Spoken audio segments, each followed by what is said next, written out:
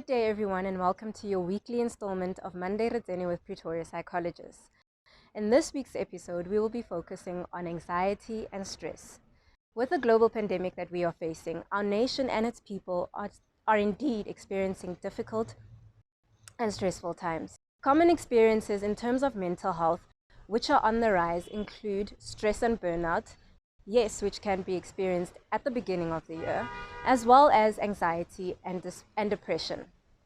So in this week's episode, we will be focusing on anxiety and stress, mainly looking at common experiences and symptoms of anxiety and stress, the criteria used for diagnosing generalized anxiety disorder, and lastly, which is the main focus of this episode, some techniques that you can use in your day-to-day life when managing and coping stress and anxiety.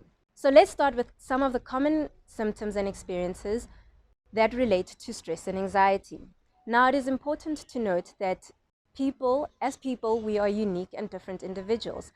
Therefore, you may experience some of these symptoms and experiences very differently or slightly differently, and you may not experience all of them. So it is important to take note of your body as well as how your body responds and reacts to stress. Some of the common symptoms of stress include some irritability or moodiness, restless sleep, worry and anxiety, muscle tension, an upset stomach, frequent headaches, and these might range from either minor even to migraines, increased blood pressure, muscle tension, back and neck pain, skin rashes or skin breakouts, and even some susceptibility to colds and flus or a slower recovery period. Some of the common symptoms and experiences of anxiety include increased heart rate, which some might describe as heart palpitations, increased rate and depth of breathing, which some might experience as shortness of breath, a tight chest, or even a choking feeling when it comes to breathing, increased sweating, muscle tension, and changes in your digestive system, including dry mouth, nausea, and even constipation. Now, when it comes to clinically diagnosing an individual with general anxiety disorder, these are the following criteria that we would be looking for. The presence of excessive worry and anxiety for at least 6 months, which is clearly excessive and difficult for the individual to control, and is persistent across various topics, events, and activities. This worry or anxiety also interrupts an individual's daily functioning and is difficult, like I said, to control. The symptoms that need to be experienced within a diagnosis would include 3 of the following, or at least 3 of the following: experiences of restlessness or edginess, fatigue, difficulty concentrating, difficulty with sleep patterns, irritability, and muscle tension or soreness. It is vital to note that these are the criteria for generalized anxiety disorder, which is one of several anxiety disorders that are diagnosable within the diagnostic manual. Therefore, it is essential that you consult with either your doctor or your psychologist when you are experiencing any such symptoms or are having severe difficulty with coping with these experiences. Now let's get to the meat of our episode.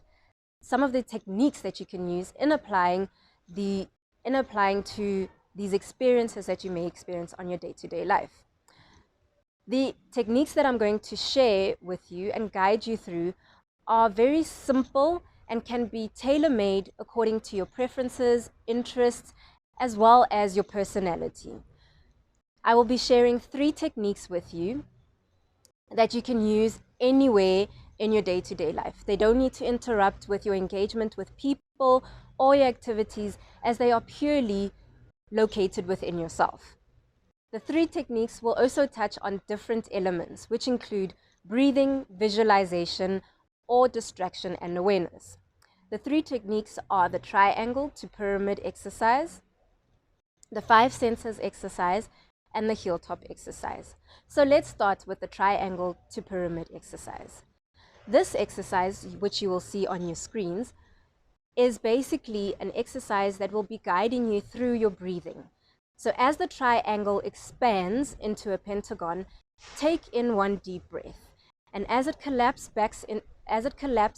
back into a triangle, you can exhale. So next, expand, take in a deep breath and exhale. Taking a deep breath in and exhaling.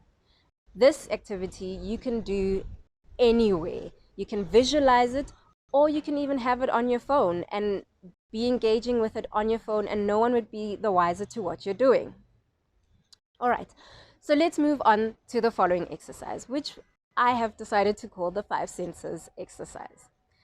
This exercise is primarily to distract or bring awareness to your 5 senses or your bodily experience. In this exercise, you will be identifying your 5 senses, which are sight, hearing, touch, taste, and smell. You can identify them in any order that you'd like, and you can also use very creative ways to engage with this exercise. But let's start with the basics of this exercise. So starting with the fifth sense, I'll choose to start with sight. So in your environment, I want you to identify 5 things that you can see. It could be the beautiful flowers that are around you. It could be the grass that is around you.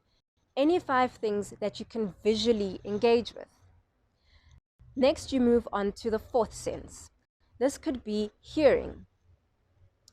And then you move on to your 3rd sense, which could be touch, 2nd, which could be smell, and lastly, which could be taste. So, for example, if you'd like to make this a very creative type of exercise, say, for example, you are a musician or musically inclined, you can choose to identify these things according to that. So, for example, you could identify 5 things in your environment that remind you of 5 different songs. 4 things that you can hear that remind you of 4 different instruments, and so forth. So you can really tailor-make this activity according to your situation and according to your interests. And if you find it difficult to find certain of the senses, for example, it's difficult to find certain things to taste, you can leave taste to the last sense, where you only need to taste one thing, or you only need to imagine yourself tasting one thing. All right. And then the last exercise that I'm going to share with you or guide you through is a visualization exercise. In this exercise, I want you to imagine yourself on a hilltop or a high vantage point. And in this exercise, we are basically using or swapping energies. I need you to locate in your body or identify stresses and where you would locate them in your body. So for example, if you feel your anxiety or your stress within your chest, identify it there. Then give it a color. For example, if you would represent your anxiety, if you would identify your anxiety as possibly yellow, you can locate it as a yellow energy within your chest. Okay. Now, take some time to identify the different points where you would feel your anxiety, be it in your hands, your chest, your lower limbs, but take some time to engage with your body and identify these points. And then what I want you to do is take note of the environment around you on this hilltop. You could feel a breeze around you. Take, for example, the energy of the sun, and I want you to give that energy a certain color. It could be a typical color of what we've been taught the sun to be, energy in terms of yellow, or it could be a very different color, whatever this color would represent to you, or however you would represent the energy of the environment around you. Now, take yourself back to this hilltop. And as you're standing on this hilltop, I want you to imagine yourself letting the energy of the environment around you, starting from the top of your head, slowly go into your body and slowly move through your limbs. So starting through your head and down into your neck, easing into your shoulders and letting yourself feel this energy radiate within yourself. And as it moves slowly within your body, I want you to imagine this energy pushing down the stressful or anxiety energy down through your limbs. So you are changing or swapping the energy that you're feeling. And it slowly moves down into the rest of your body, going into your lower limbs. And once it gets to your feet, I want you to pause there for a second before it releases into the earth beneath you. Let it pause and rest there for a second as you take into account the energy that is this renewed energy that is now moving through your body. Let it settle within your body as you note how the stressful energy has left your body. And when you're ready, you can fully release the stressful energy into the soil as you have taken in the renewed energy of the environment around you. And those are the exercises that you can do. Like I said, these are very simple and can be tailor-made according to your preferences, interests, and likes. And they can be done anywhere without engaging people, without interrupting any activities.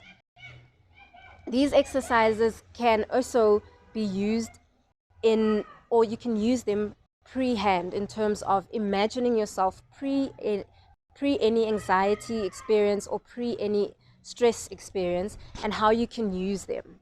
So I hope you have fun with these activities. Try and enjoy them as well. And we will see you next week in your next edition of Monday Tsene with Pretoria Psychologists. Take care and stay relaxed. Bye.